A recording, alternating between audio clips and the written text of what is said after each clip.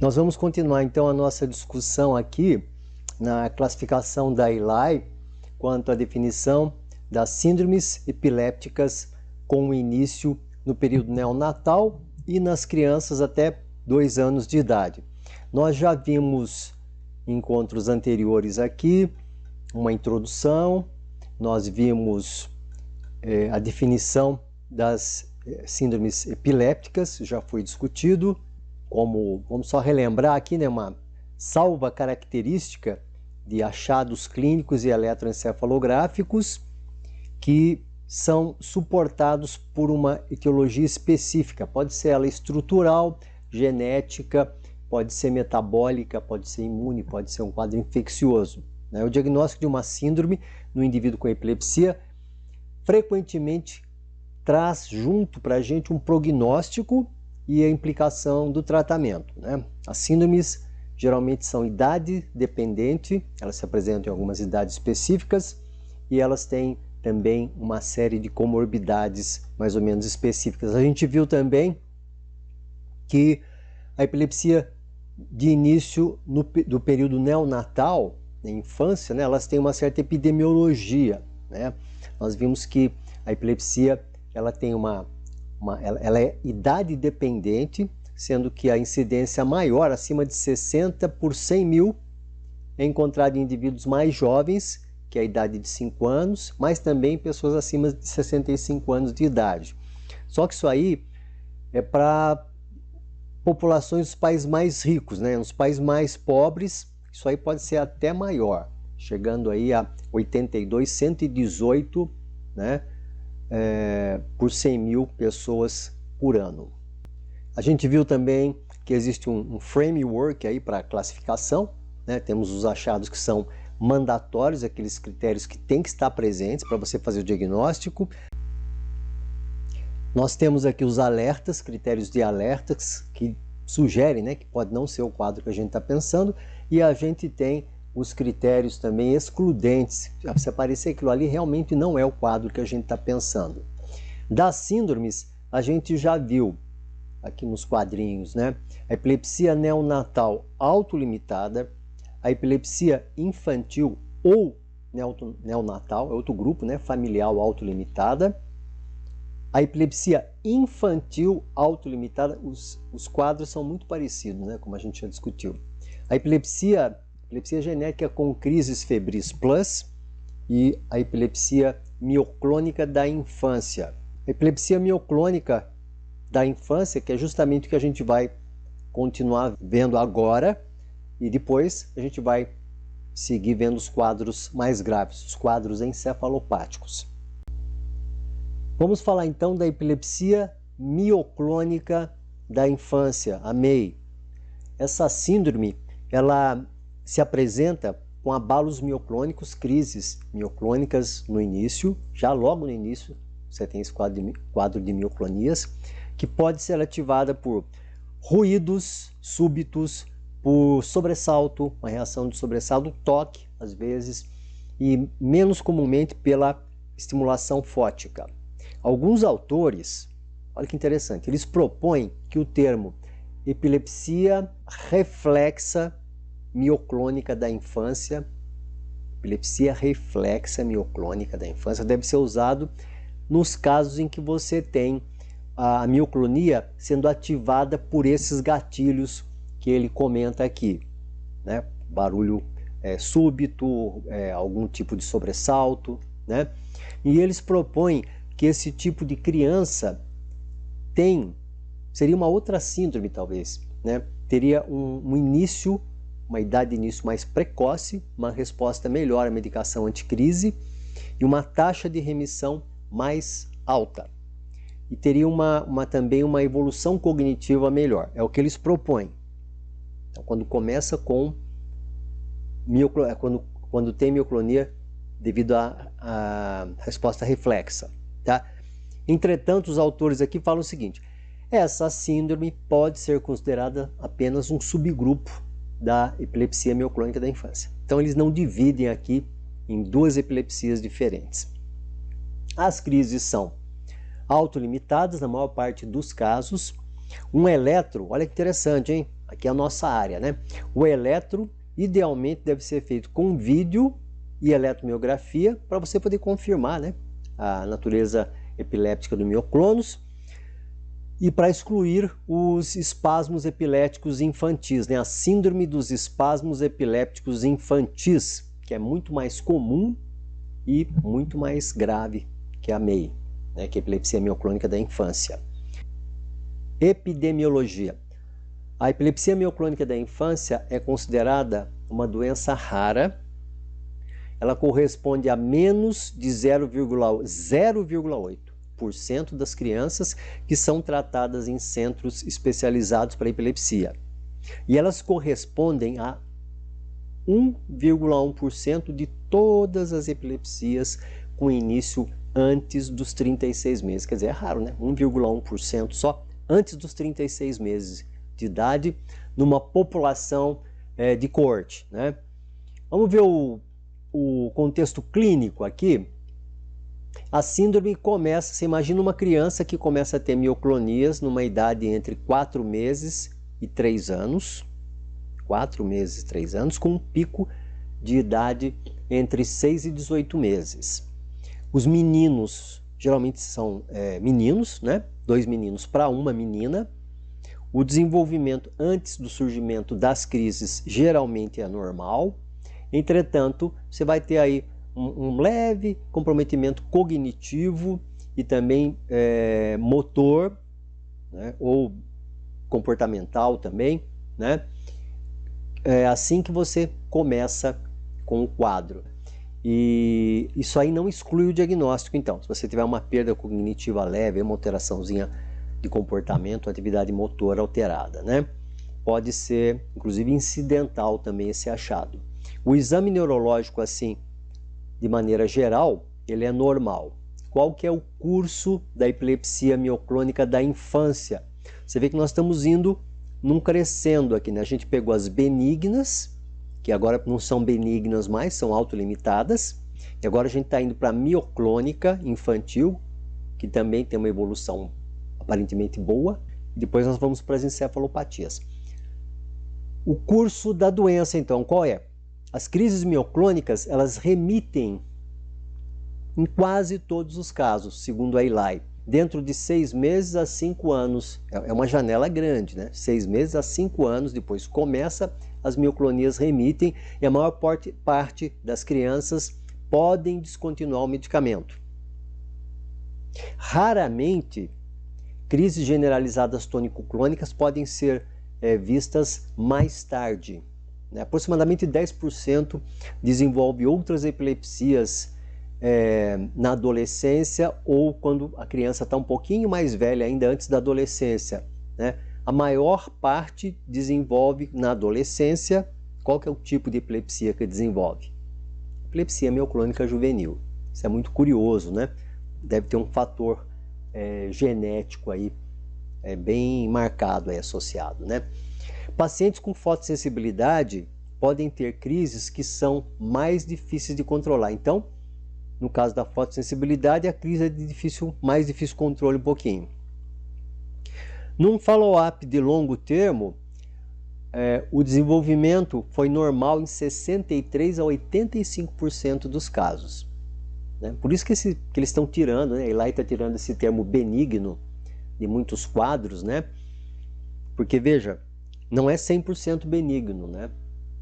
Um follow-up aqui, você vai ter 63 a 85% só de evolução normal. Ocasionalmente, você vai ter um comprometimento intelectual leve, é o que eles colocam aqui, dificuldade de aprendizagem, dificuldade de atenção. Isso pode evoluir ao longo do tempo, eles estão colocando aqui no trabalho. Raramente você vai ter um comprometimento intelectual grave a moderado, né? E não é necessariamente correlacionado com a frequência das crises. Não é porque vai ter mais crise que vai ter um comprometimento maior. Isso é interessante ele falar, né? Porque quando você tem comprometimento, piora decorrente das crises, daí você já está diante de uma encefalopatia epiléptica, que não é o caso aqui. Então esse comprometimento cognitivo ele não depende da quantidade de crise, não tem a ver com a própria epilepsia, né? Com a epilepsia de per si. Qual que é o tipo de crise nesse padrão de epilepsia? Então, as crises mioclônicas, aqui ó, elas são mandatórias, né, para o diagnóstico e elas envolvem geralmente a cabeça e os membros superiores, né? Olha que interessante, hein? Ó, a cabeça e upper arms. Então não são membros superiores, né? É a cabeça e a parte superior dos braços. Deve ser mais próximo aqui ao tronco. Deve ser uma mioclonia de ombro. Não é membros superiores, é braços superiores, né? Elas usualmente ocorrem várias vezes ao dia. São crises que ocorrem várias vezes ao dia. Na vigília e no sono, isso é interessante, no sono também ocorre. Pode ocorrer em salvas e podem levar a quedas, né? Isso aí, a bandeirinha vermelha para a gente, você já vai pensar aí num Lennox ou coisa que o valha, né? Então a gente tem que prestar atenção, acho que o diagnóstico diferencial, um dos mais importantes deve estar aqui, né? Vamos ver o que ele fala mais para frente, né? As crises mioclônicas induzidas por reflexos são vistas em 1/3 dos casos e são, ele repete novamente aqui, ó, disparados por som súbito, toque ou reação de ou startle, né, que é um sobressalto qualquer que a criança possa ter. Crises febris são presentes em 1/3 também. Então, olha só, 1/3 vai ter crise que é reflexa, 1/3 vai ter crise que é febril. E essa crise febril, ela pode preceder a crise mioclônica. Ponto. Espasmos epiléticos, crises tônicas, ausências e crises focais são excludentes. Então não pode ter espasmo nem crise tônica, ausência e crises focais. Então você vê, realmente, né, quando ele fala em crise tônica, espasmo já pensam, não é crise tônica, ausências, né, crises focais, crise tônica que às vezes leva ao drop ataque e tal. Você está vendo que já tem que fazer um diagnóstico diferencial aqui realmente com o Lennox, né? Além disso, as crises tônico-clônicas generalizadas ou crises clônicas também generalizadas, presentes no início da epilepsia, são excludentes. Então você não pode, olha, facilita bastante, né? Você não pode ter crise tônico-clônica generalizada, nem crise clônica generalizada no começo, que daí você exclui esse diagnóstico de epilepsia mioclônica na infância. A crise é interessante, né? Porque a crise, o diagnóstico aqui ele não acaba não sendo da crise mioclônica, a epilepsia mioclônica da infância, acaba não sendo um diagnóstico muito difícil, porque você tem que ter a crise mioclônica, essa provavelmente mais proximal, né, de braços, e você não tem as crises generalizadas tônico-clônicas e nem clônicas no início, então não fica tão difícil. Vamos ver o eletro. A atividade de fundo no EEG de vigília é normal.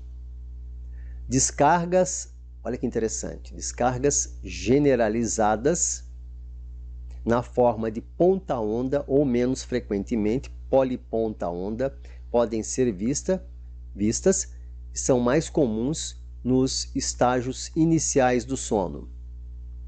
Interessante, né? Isso aqui acaba lembrando para a gente as epilepsias generalizadas idiopáticas, né?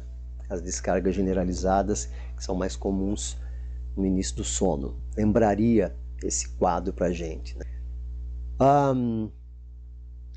Estímulo fótico não provoca ponta-onda sem um concomitante mioclonus, mas uma resposta fotoparoxística pode ser vista após o desaparecimento da crise mioclônica numa minoria de pacientes. O que é que ele está dizendo aqui, né? O que é que ele quis dizer com isso, né? Então a fotoestimulação, quando ela provoca alguma alteração epiléptica é a mioclonia com a ponta-onda. Ponta-onda só sem a clínica não tem. Só que ele fala o seguinte: depois que você melhorou, depois que desapareceram as crises mioclônicas, numa minoria de pacientes você pode ter ainda a resposta fotoparoxística. O que é que o eletroictal mostra? O eletroictal vai mostrar salvas breves de descargas paroxísticas ponta-onda, poliponta e poliponta-onda, mais ou menos a 3 Hz durante a mioclonia. Este é o eletroictal. Ele continua, aqui ele se repete um pouco, né? Porque ele fala a crise mioclônica é mais comumente gravada, né, durante o sono e pode ser disparada por um ruído súbito, novamente, né, o toque ou então reação de sobressalto, ocasionalmente devido à estimulação fótica intermitente também. Né? O eletromiograma pode facilitar o diagnóstico. Então é isso que ele tem que falar, isso que ele tem a falar para a gente a respeito do eletro. A imagem, a ressonância não mostra lesão. A genética, uma história familiar de epilepsia ou crises febris ocorre em 10% dos casos aproximadamente. Não se descobriu ainda quais são os genes que são responsáveis por esse padrão, esse tipo de crise epiléptica, esse tipo de síndrome epilética. Perdão. Diagnóstico diferencial. Isso aqui é importante para a gente. Diagnóstico diferencial epiléptico ele coloca primeiro aqui. Síndrome dos espasmos epilépticos infantis. Eu acho que tem um erro de grafia aqui, né? Infantil epilepsistic. Tem aqui um erro de grafia só. Então é a síndrome dos espasmos infantis epilépticos. Ok. Ela se distingue porque você tem salvas de espasmos, você não tem crise mioclônica. Os espasmos epiléticos são mais comumente vistos, geralmente depois que a criança desperta, em comparação com as mioclonias na epilepsia mioclônica infantil, que é visto tanto na vigília quanto no sono, ele já falou pra gente. Os espasmos epiléticos, eles podem durar mais do que 1 segundo. O EG interectal no espasmo epilético é muito anormal, né? A gente vê a ipsarritmia ou a gente vê descargas multifocais, né? Lembrando, ele não coloca aqui, mas lembrando que é muito comum a criança acordar, então, e a gente vê a ipsarritmia se transformar num EG multifocal. E a ipsarritmia, às vezes, inclusive, se fragmentando no sono. Os achados ictais podem também diferenciar os espasmos epilépticos das mioclonias. Bom, a síndrome de Dravet se apresenta com crises mais prolongadas, disparadas por febre e a presença de status epiléptico também, né? O Dravet é grave, né? Mais grave.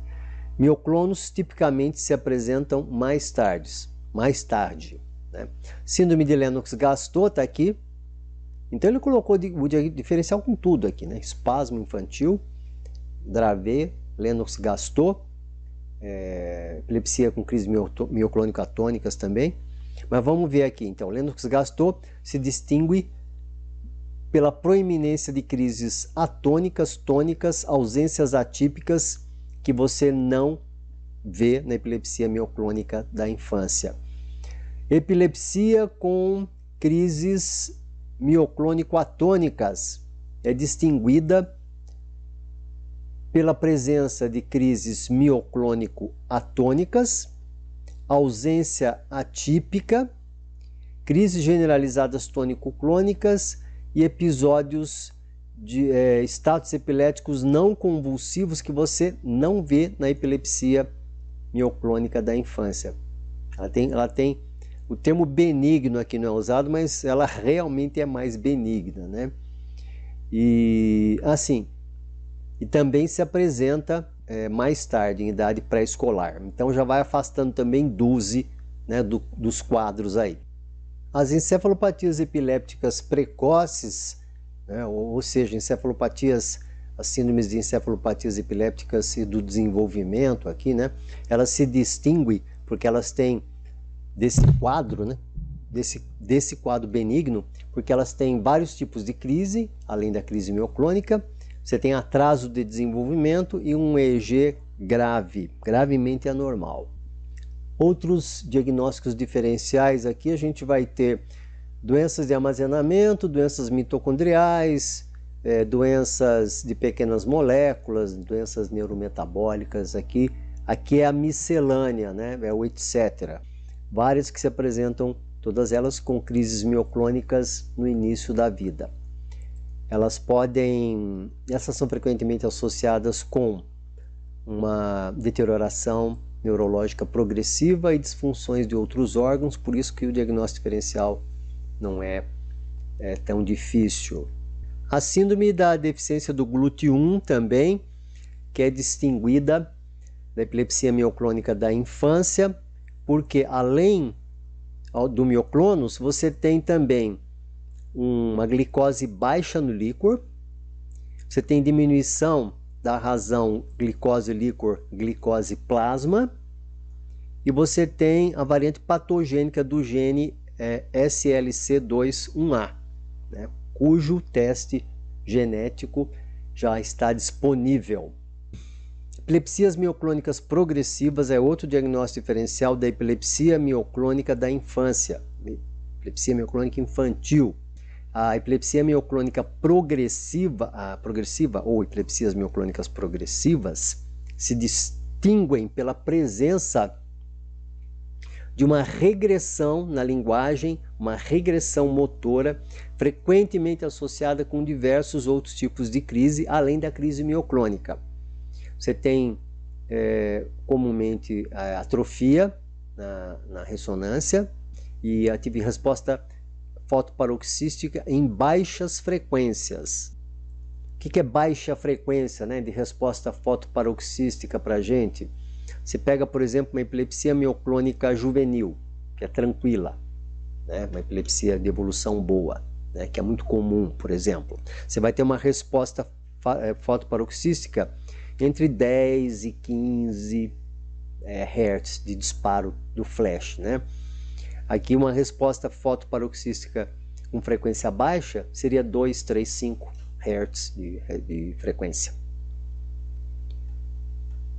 Temos no diagnóstico diferencial também eventos não epiléticos, agora saindo das epilepsias. Então, o que ele repete aqui, né? É legal esse artigo porque como ele repete bastante, isso aqui é para a gente que está estudando e aprendendo mesmo, a gente vai repetindo, né? O mioclonus benigno da infância se distingue, né, pela falta de correlatos no EEG dos abalos mioclônicos. Hipereplexia se apresenta com um sobressalto súbito, uma resposta de sobressalto súbita, que não tem correlato também no EEG. Você tem abalos hípnicos, que são normais, né, são mioclônios do sono, né, que você vê em sono leve em crianças, e a gente vê as mioclonias do sono também em adulto, né? Ele coloca aqui Shuddering Attacks. Shuddering você pode traduzir como tremor, né?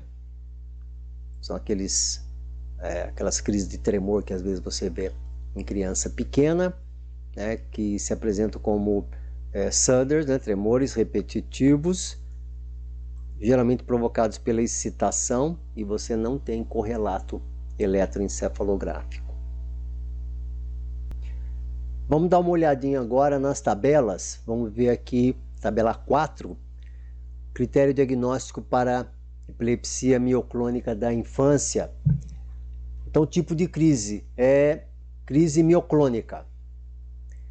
Alerta: se você tiver crise generalizada tônico-clônica ou crise generalizada tônica no início, na instalação da epilepsia, você já balança ali a bandeirinha vermelha. O que é que exclui?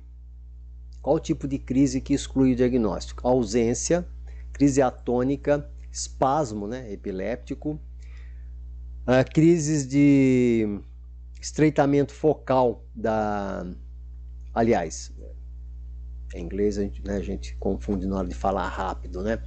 Você tem aqui um comprometimento da consciência, né? Que você sabe que é focal, que você pode ter crise de ausência, que é um comprometimento generalizado, né? Crises focais clônicas também já afasta, então tem que ser crise mioclônica, pegando principalmente os dois ombros aqui, né? Ausência mioclônica e crise tônica também afasta. Então pintou crise tônica, pintou algum tipo de crise típica de outras síndromes, né, epiléticas, essa é que é a mensagem aqui, você tira. Tem que ser uma criança com desenvolvimento normal e crise mioclônica. O eletro, atividade de fundo normal. No interictal, ausência de descargas generalizadas no EEG de sono, aqui já é nos alertas, né? Você não tem descarga generalizada no EEG de sono, já é um alerta que pode ser que não seja, né? E o PPR, né, a Photoparoxysmal Response, resposta fotoparoxística, numa frequência baixa de estimulação, aí já sugere para a gente comprometimentos degenerativos. Agora, eu não sei, a impressão que eu tenho, né, é que é difícil, é muito difícil você pegar uma criança com PPR com a baixa frequência, né, e um quadro, um comprometimento ali, está tendo perdas, né, de aquisição, etc., né, mas tem um PPR, uma resposta de PPR com frequência baixa, e você fala, isso aí deve ser uma neuronal serose lipofucsinose tipo 2. Aqui ele está falando que sugere isso, né? Então, essa doença está no grupo das lipofucsinoses e tal, mas não é meio estranho a gente fechar, sugerir isso a partir de um fotoparoxismo, porque qualquer criança encefalopata pode ser até pós-anóxico, né? Se ele tiver um comprometimento sério, ele pode ter um PPR aqui a baixa frequência. Então aqui realmente eu fico em dúvida, né? Eu tenho dúvida em relação a isso aqui, né? Bom, o que é que exclui no EEG ictal? Eventos mioclônicos sem correlato no EEG, e no interictal ipsarritmia, e no interictal ponta onda lenta, menos que 2,5 Hz. Mas não fala que tem que ter descarga generalizada ponta onda?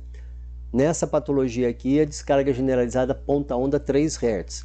A ponta onda lenta, ela é um representante, né, das encefalopatias epilépticas, abaixo de 2,5 Hz, então não pode ter isso. Idade de início, ele fala que se as mioclonias ocorrem, se as crises mioclônicas ocorrem em crianças abaixo de 4 meses ou maiores que 3 anos. Daí você já pensa em outros quadros. O desenvolvimento, exame neurológico, né? O desenvolvimento, perdão, no início, né?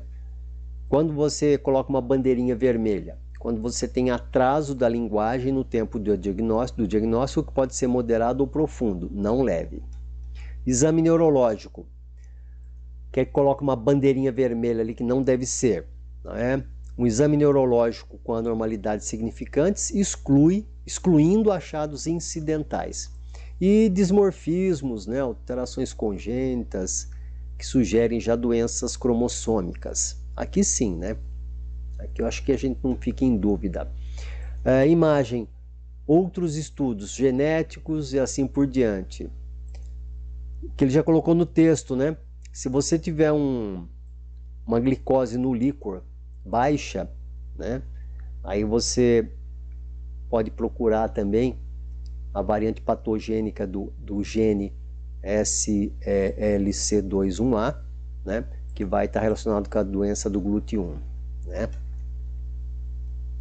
Curso da doença. a ressonância ou o EEG ictal são necessários para o diagnóstico? Então, você tem que mostrar uma ressonância normal, porque se for normal, afasta. E um EEG ictal, ele não é necessário para o diagnóstico, mas deve ser fortemente, eu coloco aqui considerado, se o EEG interictal do sono não mostra as descargas ponta-onda generalizadas que confirmam a epilepsia mioclônica. Então ele fala o EEG ictal, quando ele fala EEG ictal, a gente pensa que o EEG não é importante, não é isso que ele está dizendo. Ele está dizendo assim, ele fala de um modo diferente, né? Mas deve ser fortemente recomendado se no EEG interictal de sono você não mostra as descargas ponta-onda generalizadas 3 Hz para confirmar a epilepsia mioclônica. Então talvez para a gente aqui na língua portuguesa fosse assim, né? Um EEG em sono mostrando descargas ponta-onda, né, com o quadro clínico associado, são suficientes. Caso isso não aconteça, é necessário um EEG ictal. Talvez fosse assim. É que para nós, né, como a gente fala ao contrário, né, dos americanos, né, da língua inglesa, então fica um pouco truncado às vezes a colocação. A gente se confunde um pouco. Síndrome sem confirmação laboratorial.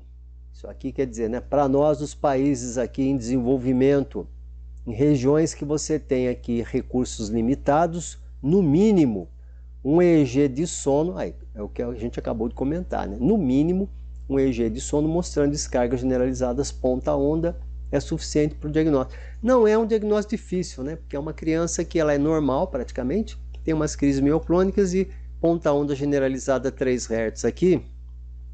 Está aqui o eletro dele, ó. Você vê que você tem ponta-onda, ponta-onda, ponta-onda, ponta-onda. As pontas-ondas variam de frequência, né? Elas estão fragmentadas, estão bem fragmentadas aqui. Você tem 2 pontinhas aqui, né? Você precisa de 3 para falar que é poliponta. E o que eu acho interessante aqui, né? O que eu diria mais interessante aqui, que ele não comentou, né? Atividade de fundo normal, tá vendo que ele não comentou? Olha só, você tem um predomínio de amplitude nas regiões posteriores aqui, pode ser só casual isso aqui, né? Ele não comentou nada. E aqui, ó, eletromiograma mostrando pra gente o abalo mioclônico. Uma criança de 14 meses, um garoto de 14 meses com epilepsia mioclônica da infância. O EEG mostra uma descarga ponta-onda generalizada com abalos mioclônicos identificados no eletromiograma. Tá aqui, então é o eletro. Predomínio aqui posterior, ele não comenta nada. Deixa eu só checar mais uma última coisa aqui na epidemiologia. Deixa eu ver. Deixa eu ver o que ele fala aqui.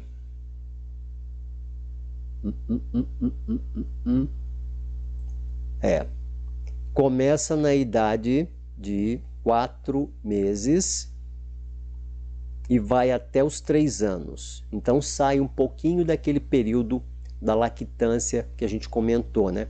Mas o pico está dentro da lactância aqui até 2 anos. O EEG está no pico da lactância aqui, que é de 6 a 18 meses. Então pode ser de 4 meses a 3 anos. É raro, mas eu já vi alguns casos. Talvez porque eu receba, né, aqui muito encaminhamento para o laboratório, né? Pode ser por isso. Bom, vamos lá. Então, ficou bem claro isso aqui para a gente. Uma epilepsia tranquila. A gente vê os diagnósticos diferenciais direitinho. A gente vai entrar no capítulo agora das encefalopatias epilépticas e do desenvolvimento, né? Encefalopatias epiléticas e encefalopatias do desenvolvimento.